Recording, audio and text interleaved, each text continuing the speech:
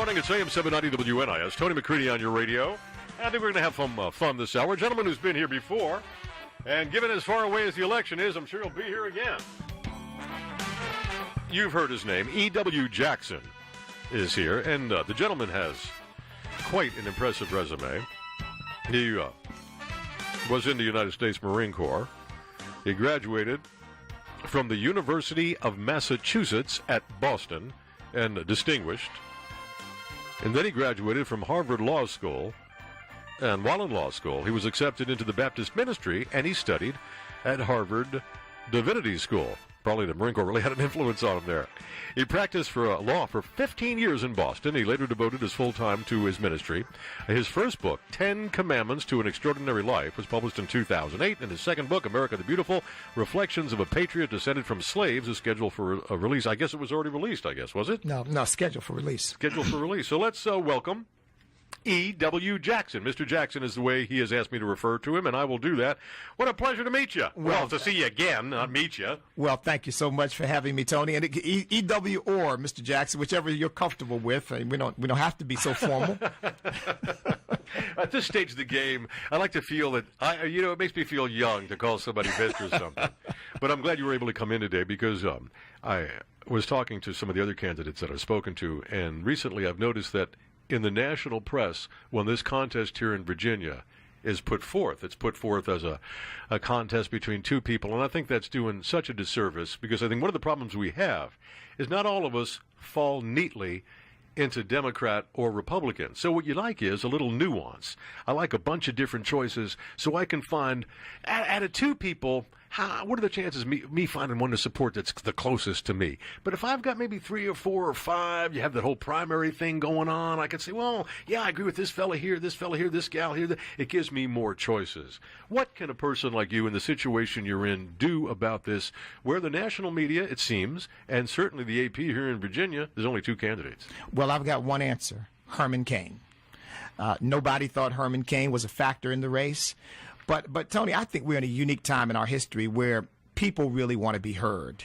And they don't want to be dictated to and told, well, these are the candidates, accept this and that's that.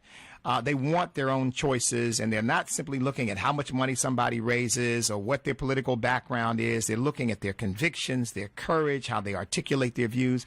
And frankly, I'm getting a tremendous response among the grassroots all across the Commonwealth. So I'm very encouraged, no matter what AP or the national media or anybody else says. Just got to get the word out. Now, remember, the way I look at this is E.W. Jackson here wants to be your senator. You have some issue that is very important to you. What is it? Find out where this gentleman stands on it.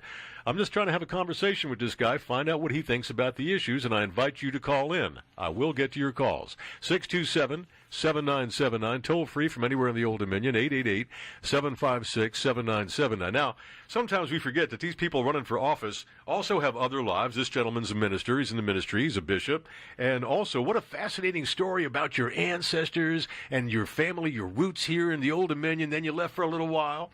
Few generations, then you decided, man, I got to go back. What a good story. Tell it to me. Well, it's an interesting story, one that's fascinated me. But yes, my great-grandfather and great-grandmother Gabriel and Eliza Jackson were slaves and then sharecroppers in Orange County, Virginia.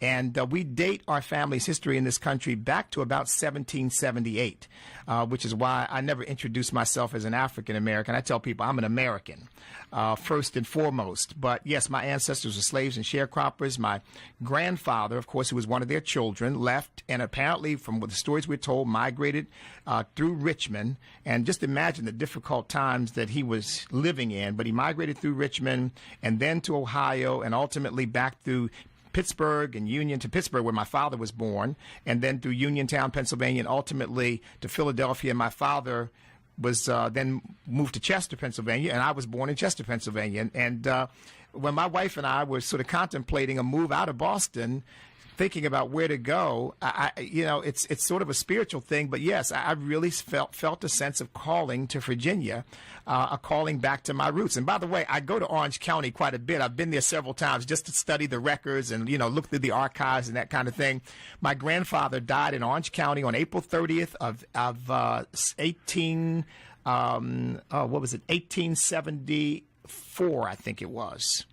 Mm-hmm. Now, do you know this story through a family history, or did you at one point in your life... 1884. Did you know this your whole life, or did you get to be an adult and you researched it? How did you come to this information? I researched it. Wow. My father told me that they were from Orange County. My wife and I decided to take vacation in Virginia one year, and I said, well, let's go visit Orange County. I found them in the 1880 census records. And you know, another interesting thing is my grandfather never used his name, which was actually Frank. His legal name was Frank. He always called himself Charles, and there was some controversy and speculation about why didn't he want anybody to know his name was Frank. Well, when I found the records, I found that he was in fact born Frank, and then of course I found the names of all of his siblings, and believe it or not, that was the first time I'd learned the names of my great grandmother and great grandfather. Mm-hmm. Well, it's amazing that you were able to do it. Now, one of the things you said, Mr. Jackson, is that they came here like around in the 1770s. How do you know that, and what do you know? Well, the reason is that, remember, Virginia around 1787, I believe it was, outlawed the importation of slaves. They did that fairly early on, so that slaves could no longer be imported from Africa. And so the idea is that my grandfather, unless he snuck through somehow, was likely already here. And likely either brought in at a very early age or born here. Mm-hmm. And so he was 80. He died in 1884. He was 86 years old when he died, because he was 82 in the 1880 census. So that means he had to be born just before George Washington died, the year before George Washington died. So we figure, okay, his mother was probably here, and we just extrapolating back that way. So late 1700s is about where we date it from, but we're always trying to find out more information about it, because American history is just fascinating in general, and sort of finding your own history in your country is a wonderful thing. Now, this book that you're coming out on the 4th of July, will that be covering this topic? Yes, it will. Yes, it will. Well, definitely getting you back to talk to them about that for an hour. Well, listen, I love talking about this country because I draw from those experiences, the greatness of America, the ability to develop, to evolve, to overcome our shortcomings. I say to people all the time, people want to down our founding fathers and down America because of slavery, but America didn't invent slavery. Slavery is a worldwide institution that's existed in just about every country that's ever been on the face of the earth, as far as I can tell. But America is the only country that was rooted and grounded in principles that made it impossible for slavery to ultimately continue. Well put. Well put. Now, when you look at running for Senate, man, that's a big thing right there. That's a daunting experience. You're going up against so much.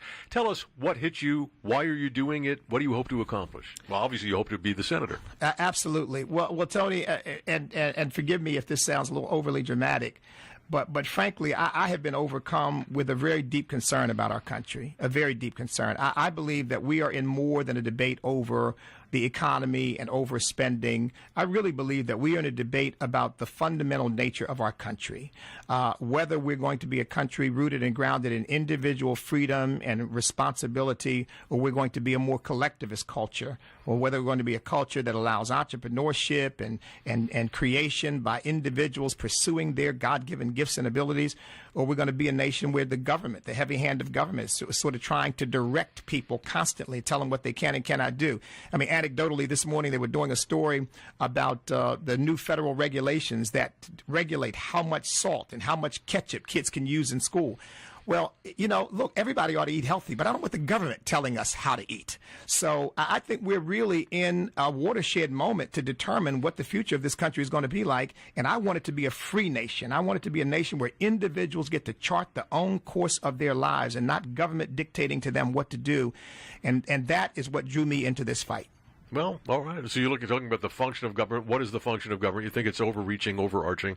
Now, when it comes to social welfare, not the nanny state, but is there a role for government, for example, when it comes to health care? If so, what does Mr. Jackson think is the role for government, if there is one, when it comes to health care?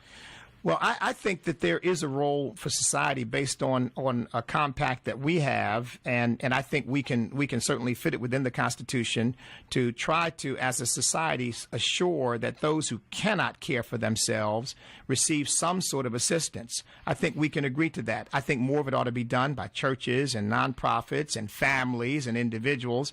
But I think that we can agree as a society that we don't want people who are unable to care for themselves, just sort of falling through the cracks, dying in the streets, that sort of thing.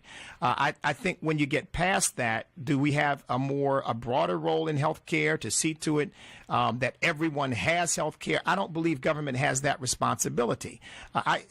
You see, Tony, it's a wonderful idea. And as a minister, I say to people all the time, look, I have lived the last 35 years of my life in the compassion business, trying to help people. So it's not that I don't care about people or let them die. But the question is, when freedom comes up against the desire to try to do all of these good things that ultimately erode freedom, then you have to ask the question, which is the higher value? And in my view, the higher value is ultimately freedom. And sometimes with freedom, you don't have a perfect world where you can do everything for everybody. But I think we Americans are caring people and decent people. And I think that, fundamentally, we'll take care of those sorts of things. So what I hear you saying, and I'll tell you, I agree with him. So the question is, and I think this is what Pat Buchanan's new book is going to be talking about quite a bit. It's a choice, and I know it's a balance, and perhaps this is an oversimplification, sir, but it's a choice between equality and freedom, and the two may not be compatible. Where so many people here in our country see it as the same thing, it isn't. Tony, there is no way to legislate or regulate equality of results without taking away people's freedom. And by the way, history has shown even when people try to do that, it doesn't work. I mean, you still don't, the interesting thing is the revolutions that have happened in France, in Russia, in China, what do you end up with? You end up with a controlling elite who are the equivalent of the people who before were the rich or those who you consider to be the most powerful. It simply doesn't work as a system. And so, my attitude is, look, let's just look. Not patronizing you, you've got a wonderful broadcaster's voice. Now, I've done a little broadcasting. I'd love to have your voice. Guess what? I don't have it. People aren't equal in the sense that they have the same abilities or will get the same results in life. I think we're supposed to be equal in having a right to be treated with dignity and respect, but not equal in expecting the same outcome in life.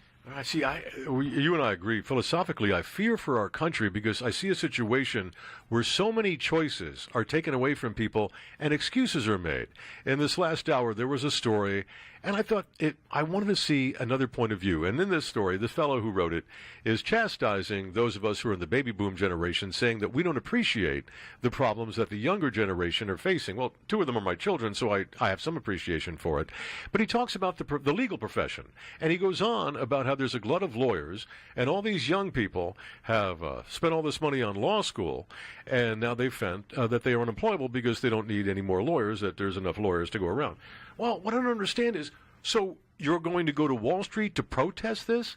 To protest the fact that you did not have the gumption to check out, are there a lot of people hiring lawyers before you decided to take all that money and that big loan out 3 years ago? Is no one ever to blame for what befalls them in this country?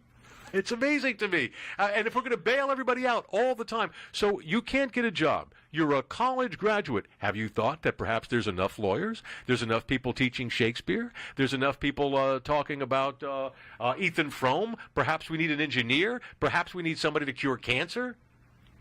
Yeah, it's called being flexible. Make the adjustment. If you're an intelligent person, I say to people, look, if there's not a job, make a job. Create a job for yourself. What skills do you have? What gifts do you have? Go out there and put those on the market.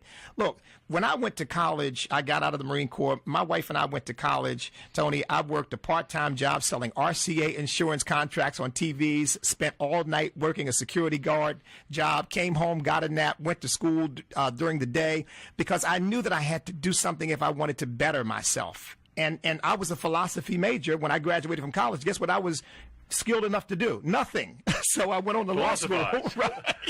Exactly. Well, I'm thinking, though, and in this, he says that the baby boomers, and I think you're a baby boomer, yes, that we are brainwashed. Now, you're also a Marine, and I always allow that I could be completely wrong, that I don't see things right. And so we were trained very, very young. How old were you when you were in the Marine Corps? I went in at 19. Okay, 19. You were a kid. I went in at 18. So you have planted in your head, I can't fail. And it might give you something that maybe some other people don't have. And so what I'm saying is that from the generation we come from coming from parents who grew up in the Depression, from being teenagers in the Marine Corps, maybe we don't see things like everybody else does. My wife tells me that all the time. Yeah, you get gung-ho and you think, well, you can do it. What do you mean? Pick yourself up. Quit whining. Exactly. Complaining accomplishes nothing. Do something. But are they facing more than perhaps we can envision? I don't think that's the case, but are we missing something here, Bishop? Tony, this country, this country has been through a lot of hardship and a lot of crises, and we didn't get through them with people saying, "Oh, woe is us," and what are we going to do now? I mean, basically, we picked ourselves up, we dusted ourselves off, we went at it, and.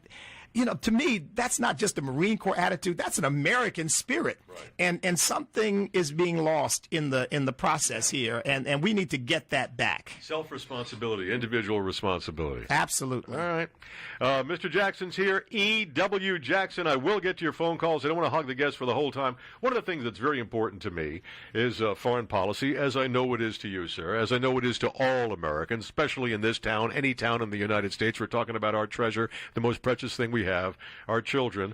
I was very unhappy with President Obama, as I know some of you are on this audience, when I saw that now he's sending 100 Green Berets, and he has some sort of constitutional authority or some sort of political authority, some sort of congressional approval for this latest adventure, to go into Uganda, of all places. Okay, it's payback for them helping us out in Somalia. No doubt there are bad actors. But then I see also, I said, well, there must be more to this. So I went to the source for all things good, Wikipedia, and saw that they have all kinds of copper, they have all kinds of natural gas, they have all kinds of oil. So I wonder, okay, so once again, we're humanitarian if they have wonderful natural resources. Do you agree or disagree that the war in Iraq and Afghanistan were unconstitutional wars? Where does E.W. Jackson stand on those wars? I don't believe that the war in Iraq or Afghanistan were unconstitutional insofar as the Congress, through the War Powers Act, gave President Bush authority to go into those countries. I do think that they require some reassessment, frankly, given what's happened over the last few years, given the fact that we're now hearing that Iraq is more interested in pleasing Iran than it is in pleasing the United States after all the blood and treasure that we put forth. Mm-hmm. But I do think that they were constitutional efforts.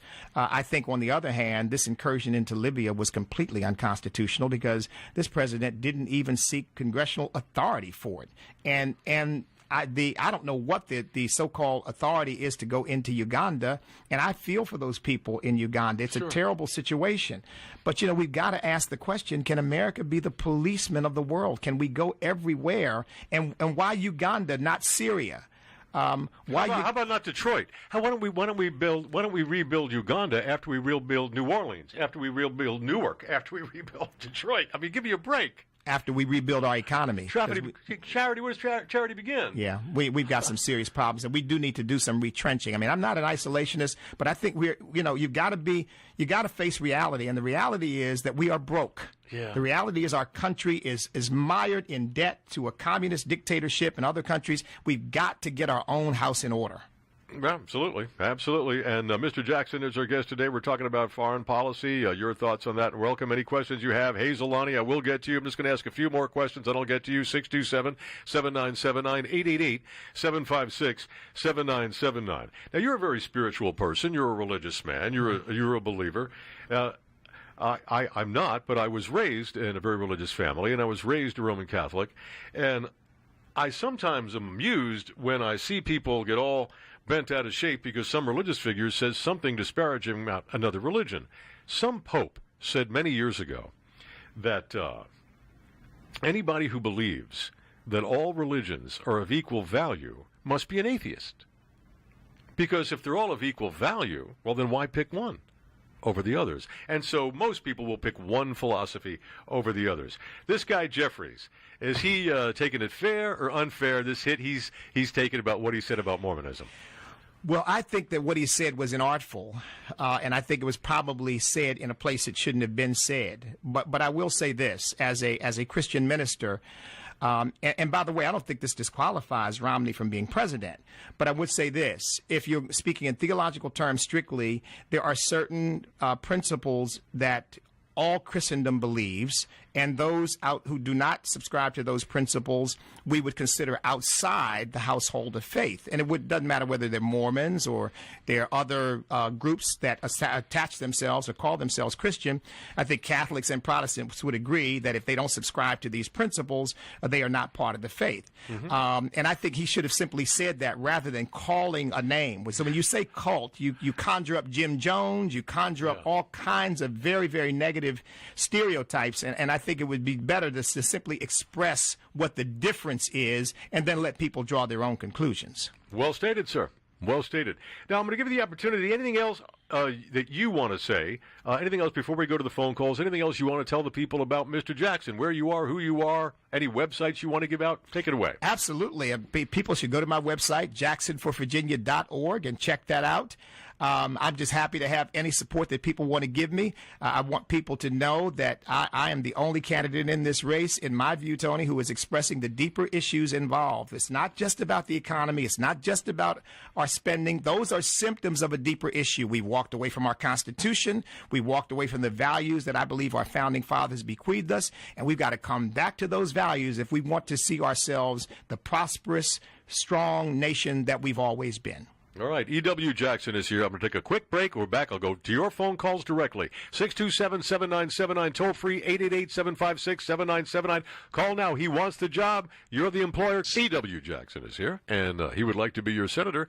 And so now we're conducting the interview. We only have 2 calls on the line. I'm going to go to the calls, so now's the time to call. 627-7979, 888-756-7979. All I ask is we all be gentlemen and ladies. All right, let's go.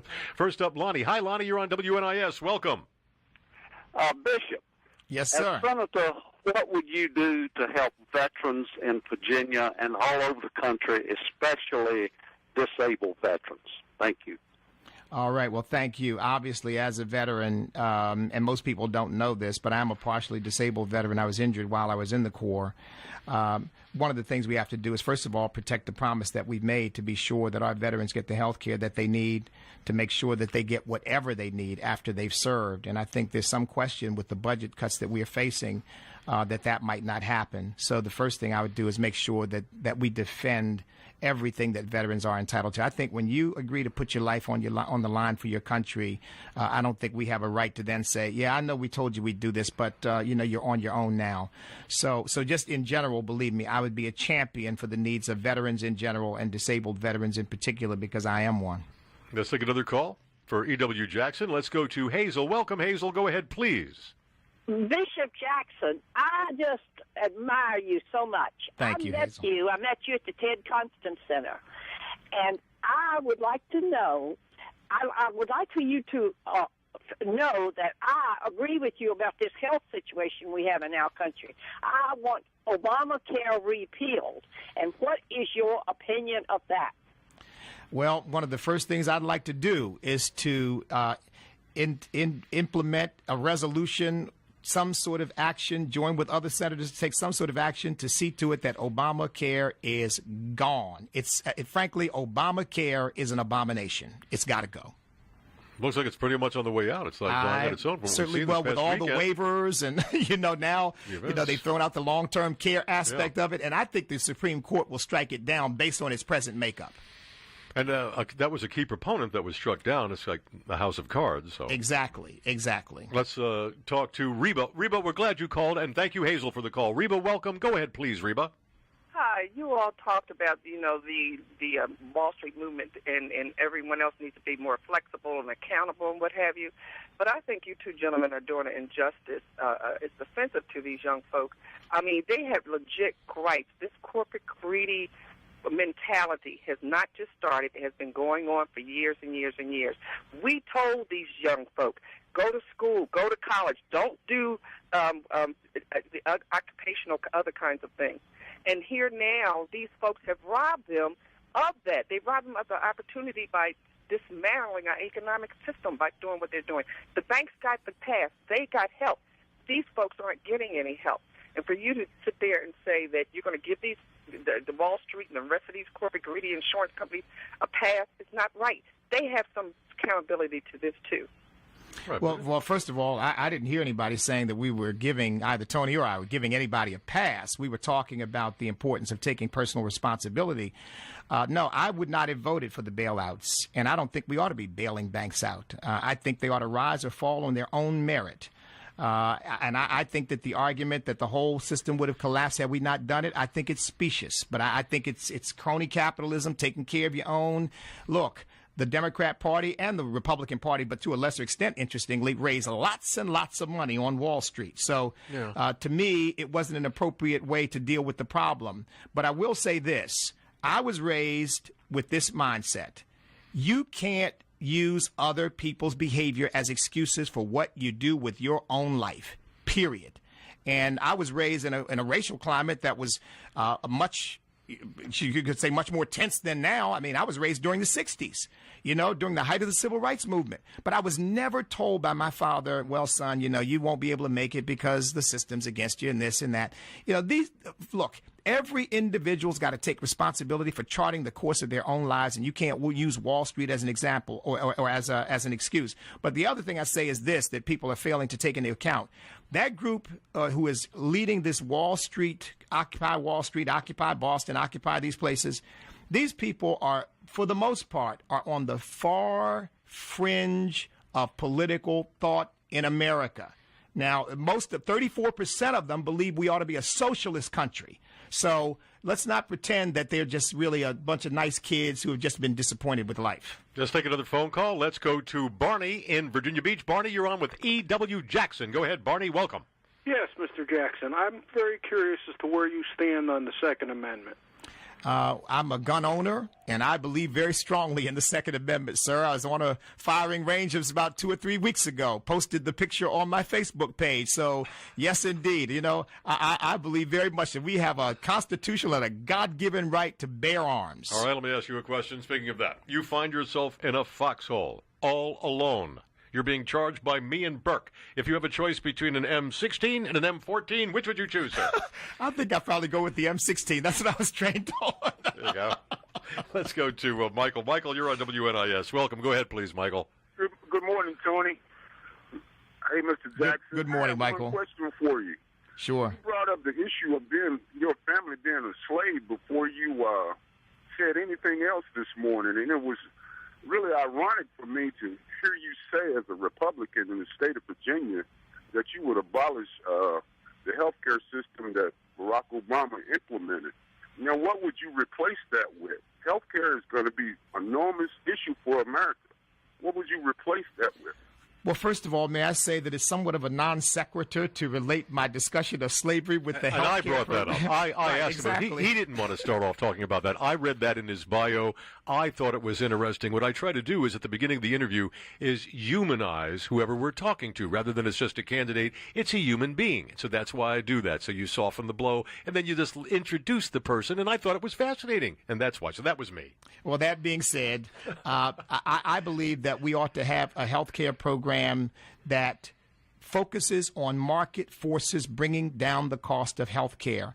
Nobody asks, well, gee, iPhones and iPads are out of my reach. We need a government program to make sure that I can get one. They have come down in price. Why? Because of market competition, because of innovation. We need to introduce the same principles. I believe in medical health care savings account. My own daughter has one. She says it works beautifully for her. I believe we ought to have competition across state lines. That would help enhance innovation and the sort of things that would help bring costs down for everybody. So I think what we need is not to try to have government control the healthcare system, but to see where we can introduce market forces into it that would allow the efficiencies that the market brings to bring prices down. Also, one of the things that I think we hear in this debate, and E.W. Jackson, you brought it up at the beginning, is that we're in a fight for the philosophy. It's a fight for the philosophy. What will the philosophy of the United States be? And there is. Countries have philosophies. And when I see some trying to promote, get this idea out, that health care is a right. Yes. Because it's something we all need. Well, I don't think it's a right. But there are those who say because we all need it. Well, we all need clothes. We all need food. We all need shelter. Well, my lands, I mean, is everything going to be provided for us? The total nanny state? And I'm not saying that people aren't in dire straits. We all have relatives. We all know people who are in trouble. But is the solution more government involvement, more government tinkering? Is that the way to do it? And also, I'm sure you've heard discussed health insurance not different than auto insurance, where I'm going to go get my oil changed this week. It's not going to be covered by the insurance.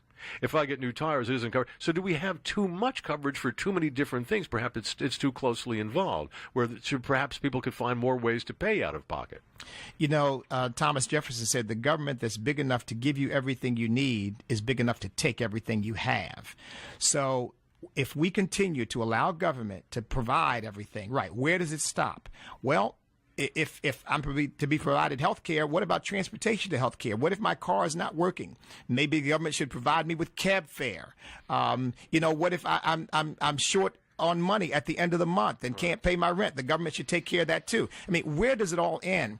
I think the way to do this is stay within the bounds of the Constitution. The Constitution does not give the government the right to mandate the purchase of health care by every American. So therefore, you got to look for another solution. And I think the solutions are to be found in market-based efforts to introduce efficiencies and get competition going. Let's take some more phone calls. Let's go to Sue in Virginia Beach. Sue, you're on with Bishop E.W. Jackson. Go ahead, please, Sue.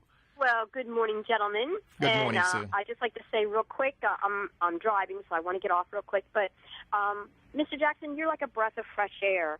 And if you had one or two wishes and you could just talk to the public and say, this is what you need to do for me, this is what the public needs to do for Mr. Jackson to get Jackson in, what would they be other than, your standard donations? And I'm going to take this answer off the air. And again, have a great day and good luck with this campaign of yours.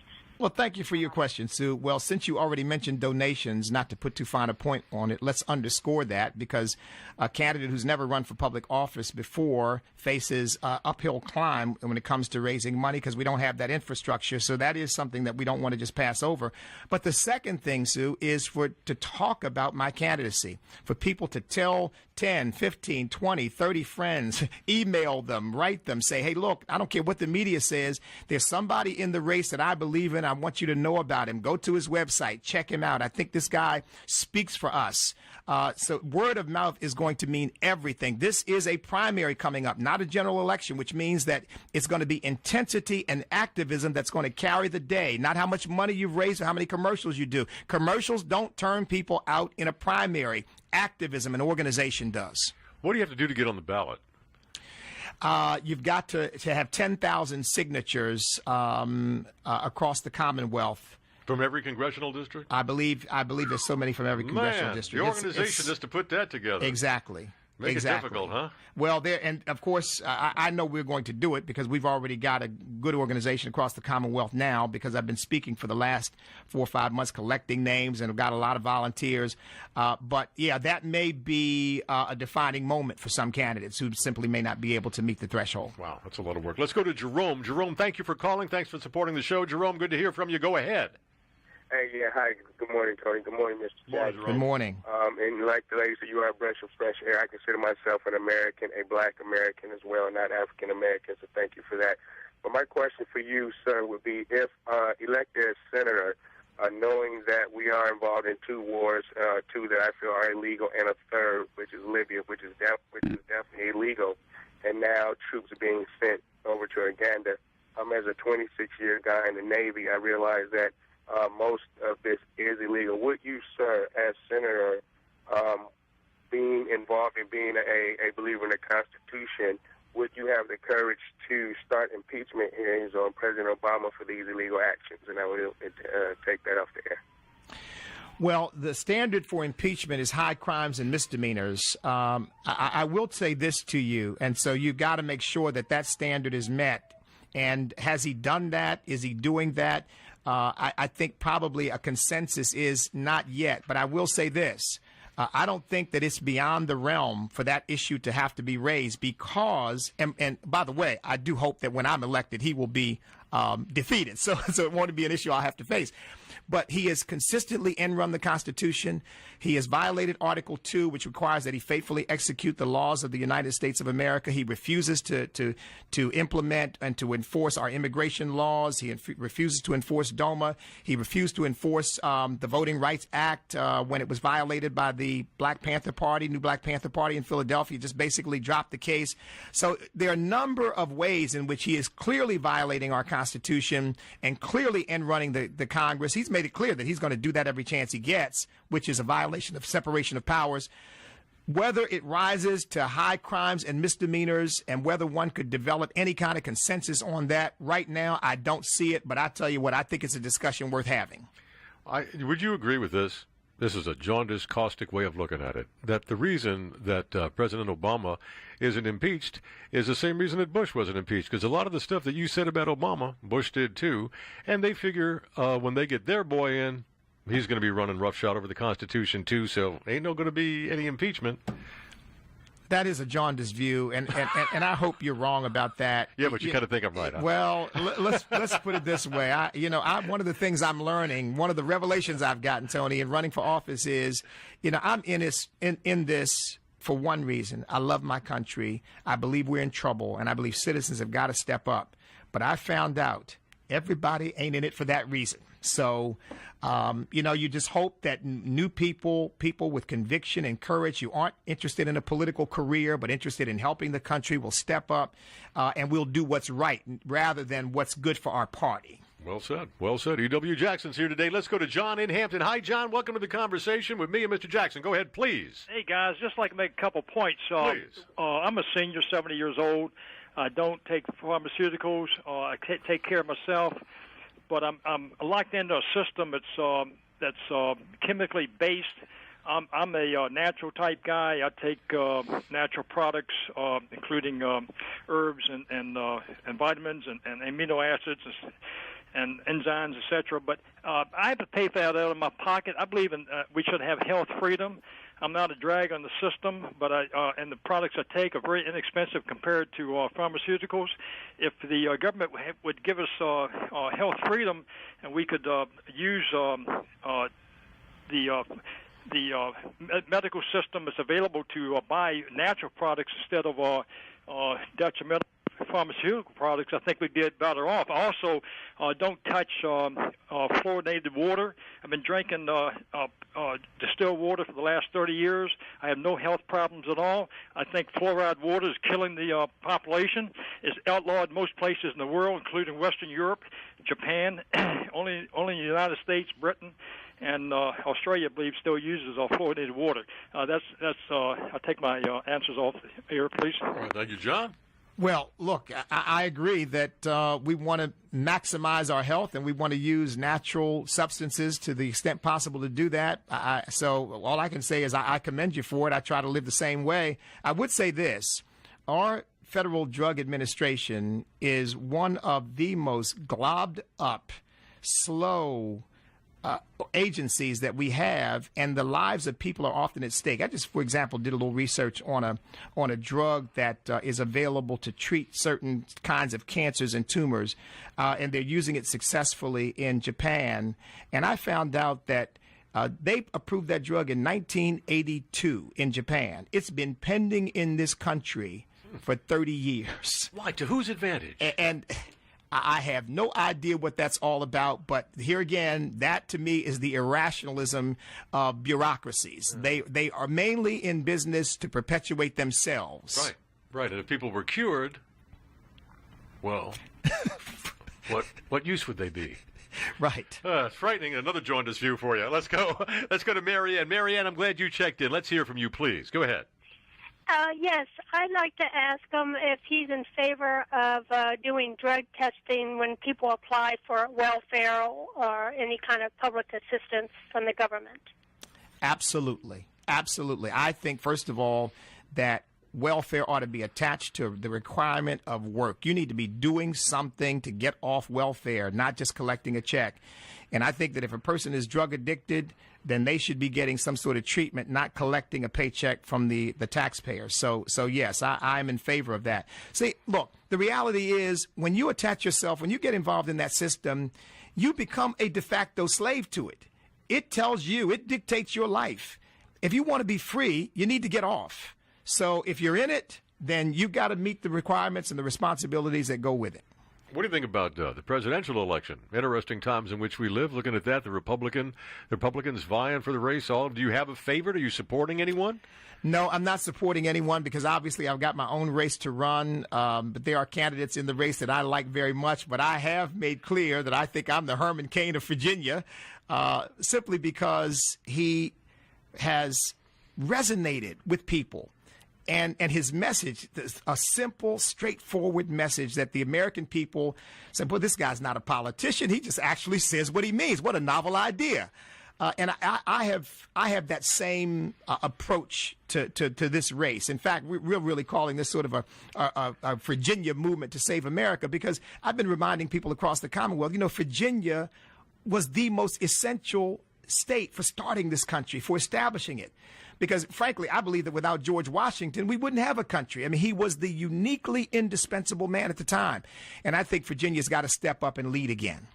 Now, I'm sure you hear all kinds of negative, and I used to be one of them. I used to think, especially like with Herman Cain, I was looking at it and I said, well, usually with the Republican Party, it's somebody who really deserves it or they feel is very deserving. If you look at who they bring up, George W., okay, you can see where that came from. If you look at John McCain, you can see where that came from. But there are people who have held office over a long period of time. They've won elections. They've shown that they could get through it. And then I said to myself, yeah, but Herman Cain, I've met him on a couple of occasions. I've heard him speak. He's one of the most riveting speakers I've ever heard in my life. He's a personally charming man. It's impossible to meet him and not like him. He's got that going for him. And he's a mathematician, pretty smart guy. He's a smart guy, no doubt about it. But he's never held elected office. And so therefore you say, well, I mean, that's a big job for boom right in. But then again, I have been wrong before, because I can remember telling a buddy of mine who passed away of cancer a couple of years ago, telling him once, and he was saying, what do you think of the chances? And this was early on, and I said, there's no way in hell anybody with the middle name of Hussein is going to be elected to anything in the next 20 years. So I got out of the predicting business that day. You never can tell. And things are different now. Yes. And people, for whatever, I don't know how far you want to go with this, but it seems to me that the people who vote into the primaries are the really active, worked-up people, and they ain't Romney supporters. Look, I couldn't agree with you more. So It'll be interesting when the primary people actually start voting. I don't have no idea. They're still writing Herman Cain off. I don't think you can do that. I think that's a big mistake. At 35%, with Romney, who's been running for president since 2007, and you have a little experience up there at Massachusetts. I mean, Romney, I guess you don't want to judge a man too harshly. And if the man truly had a change of heart and a change of mind, that's one thing. But, man, I got to tell you, it does seem like a little bit of expediency to me. You know what I'm talking about? Yeah, his heart is a ping pong ball. It's back and forth all over the place. And look, let me just make clear. I would vote for Romney any day of the week and twice on Sunday if it were between Romney and Obama. Right. But I think there is that question in the back of a lot of people's minds. What is the core of the man? Yeah.